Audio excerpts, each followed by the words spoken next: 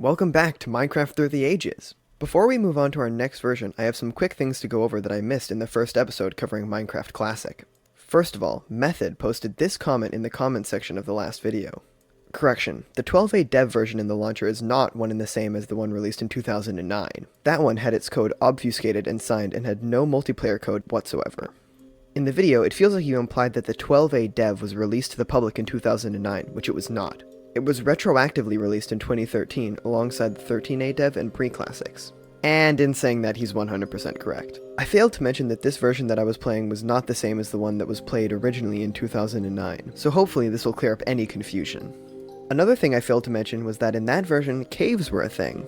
I didn't generate a new world thinking that the generators were the same, but it turns out that that was only on the surface. Caves were indeed in this version, but we will only be seeing them in this new world that we'll be generating right about now!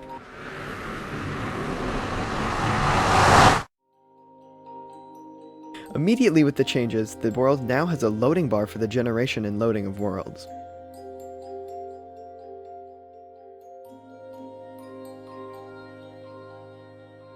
But that is not nearly its biggest feature. And yeah, this version added the very first liquids into the game in the form of lava and water. And they have some drastically different ways of working to all the other blocks so far. First of all, they are semi-transparent. And yes, I did say they. In this version, and in this version alone, both water and lava are semi-transparent. The effect isn't totally there yet for either, and coming from modern Minecraft, this looks especially strange. Speaking of strangeness, this lava lake that generated in this world has lava covering water with no interactions happening between the two of them. This might even be able to be thought of as our first discontinued feature. All of this is happening with no interactions happening between the two of them, despite the water covering lava and making stone interaction being fully functional in the game. If you want to check out this world for yourself, and I'd highly recommend doing so, I've put a download for the level.dat in the description just for fun. Now, for a bit more on how the liquids actually work. And remember, everything I say here applies to both lava and water, with the only exception being that lava moves and updates what feels to be slower than water, although I haven't tested it. So, liquids both move to fill in any space available and do so everywhere on and below its very own Y level. This is to say that liquids move very unnaturally and also end up having a fair bit of griefing potential, seeing as they have no end. This also marks the very first moment any sort of swimming is introduced into the game, with players being able to hold space to simply rise to the top. This mechanic is different in lava as you move much, much slower. With that out of the way, I decided that I wanted to build a prison/castle above the lava lake. There's this old screenshot that I'll put up on screen that has this wooden building on an island in lava. I love the look of this build and wanted to try and have my own spin on it be a part of this world. So here's how that went.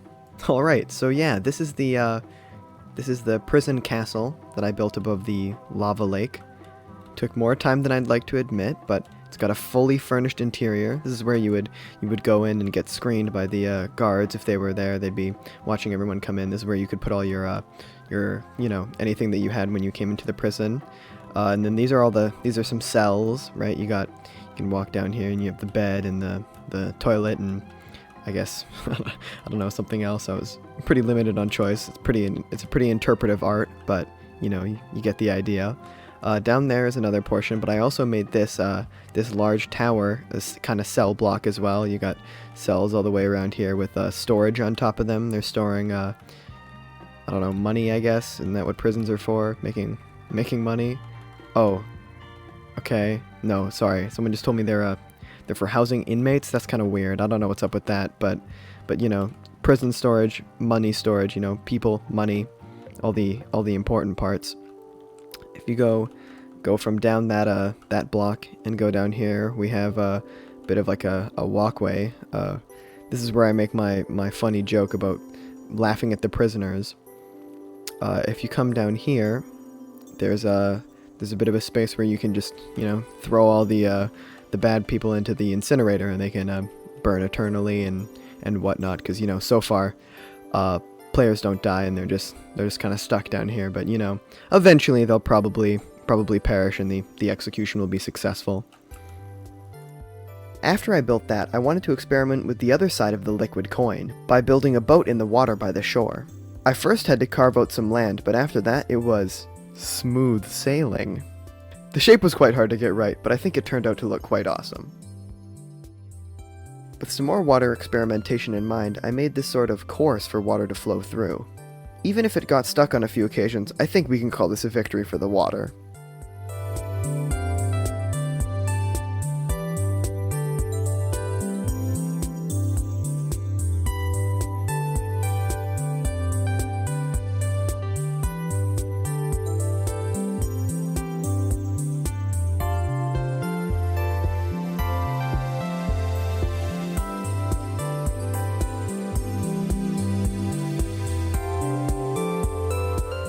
To mention another kind of addition and change made to the game in this version, we have to talk about how the edge of the world is handled.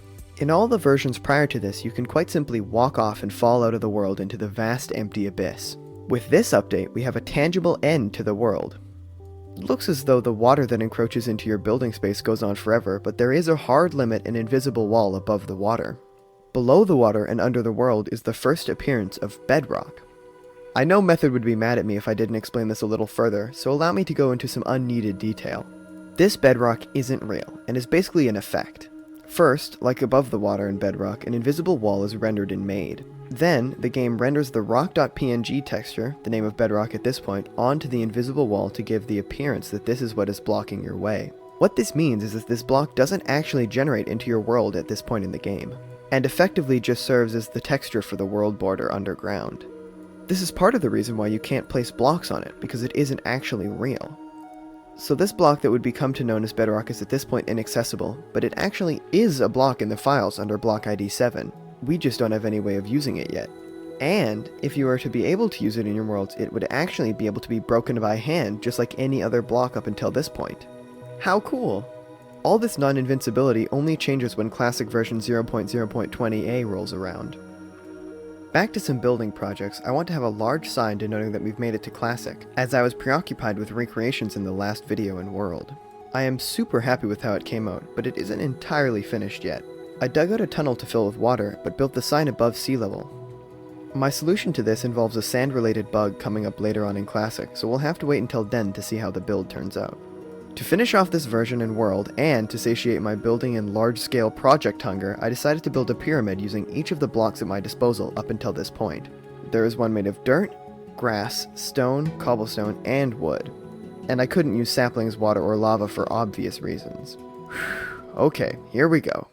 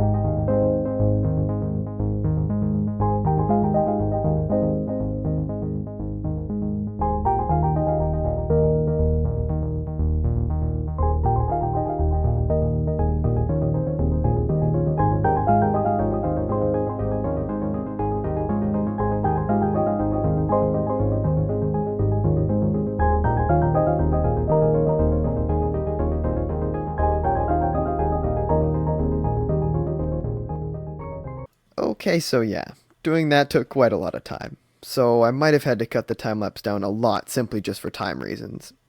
But there we have it. That should be it for the 0.0.12a_03 update. If I've missed anything, or even if you just want to give some feedback, make sure to comment it down below. And thank you very much for watching. Bye!